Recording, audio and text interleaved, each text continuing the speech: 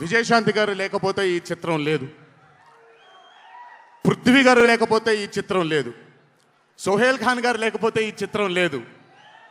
ఈ చిత్రానికి ప్రదీప్ చిల్కూరి గారు డైరెక్టర్ కాకపోతే ఈ చిత్రం లేదు.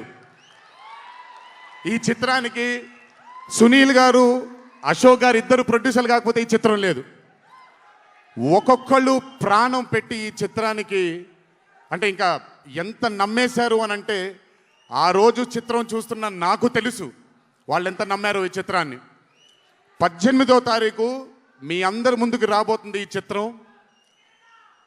రాసి పెట్టుకోండి. ఆఖరిగా వచ్చే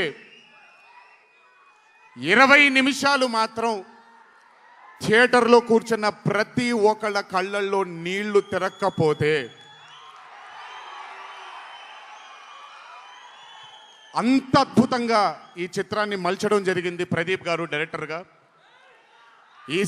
ప్రతిసారి నేను చెప్తుంటాను కాలర్ ఎగరేయమని. అన్న ఒకసారి కాలర్ మీరు ఎగరేయండి సార్, ఎగరేయండి అన్న, బాగుంటుంది.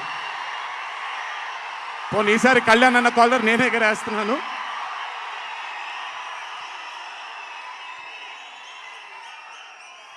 సినిమా చూస్తున్న నాకు నా వల్ల కాలేదు కళ్ళలోంచి నీళ్ళని ఆపుకోవటం. రేపొద్దున్న థియేటర్లో చూసిన మీ అందరికీ అర్థమవుతుంది. ఆ క్లైమాక్స్ అలా రావడానికి, క్లైమాక్స్ అని కూడా చెప్పేస్తాను, ఆఖరి 15 నిమిషాలు అంటే క్లైమాక్సే కదన్నా, అది పెద్ద దాచాల్సిన అవసరం లేదు. కానీ సర్లేండి, ఇంకో ఎంతో దూరం లేదు. ఆ ఆఖరి 15 నిమిషాలు అలా రావడానికి ఒకే ఒక కారణం కళ్యాణ్ అన్న మాత్రమే. అయినా ఆ ఐడియాని నమ్మకపోయి ఉంటే ఒక ప్రేక్షకుడిగా నేను ఎంజాయ్ చేసేవాడిని కాదు ఆ చిత్రాన్ని. ఆయన నమ్మి ఎంత డెడికేట్ చేశారంటే ఆయన చాలా సినిమాలు చేశారు కళ్యాణ్ అన్న, ఎన్నో అరే ఆఫ్ మూవీస్ చేశారు. కానీ అర్జున్ సన్ ఆఫ్ వైజయంతి ఒక స్పెషల్ ఫిలింగా ఆయన కెరియర్లో నిలిచిపోతుంది అనేది నా నమ్మకం.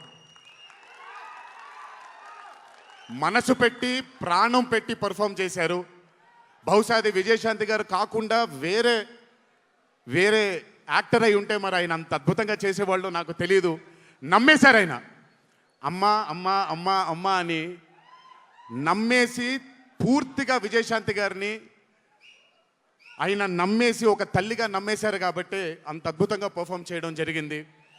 చూడండి, 18వ తారీఖు రాబోతుంది.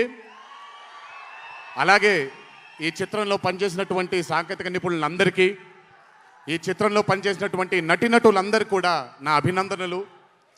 18వ తారీఖు అందరికీ బ్రహ్మాండమైనటువంటి ఒక మూవీ రాబోతుంది. అభిమానులందరూ మీరు కూడా ఎంజాయ్ చేయండి.